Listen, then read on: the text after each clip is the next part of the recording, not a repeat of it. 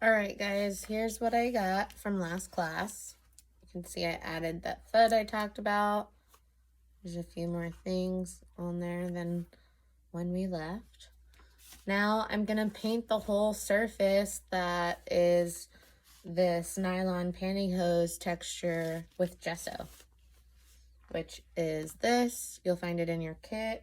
Pull out one of your paintbrushes and let's get started.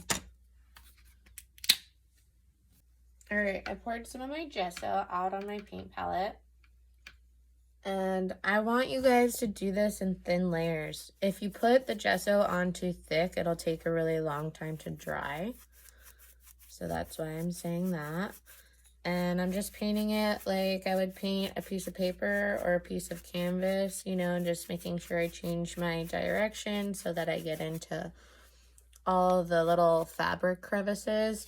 And then if you have an area you don't want to get paint on, like your other fabrics or beads or something, just pull them out of the way. You can use a little tape even to like tape off the edges.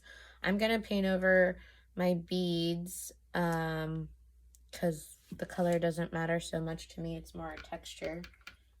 And I'll leave the other fabrics the way they are.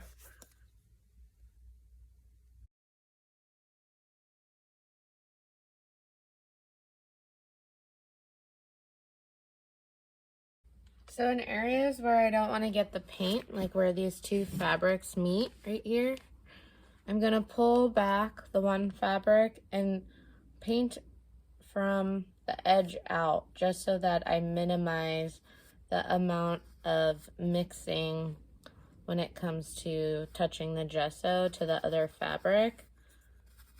So just paint from the edge out in those areas. The reason why we're adding gesso to the surface is so that we can paint these, as well as adding some structural integrity to that nylon fabric. It's really squishy right now. The gesso will kind of harden it up slightly and create a little shell on the outside for us to paint on.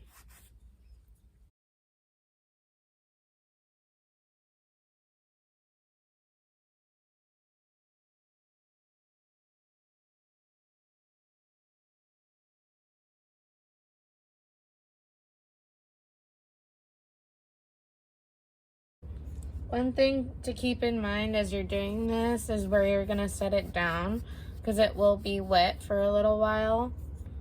So make sure you set it down on a piece of paper or something that you don't really care about. And you can prop it up so that you're not touching the areas that you don't want paint on with any of the wet spots.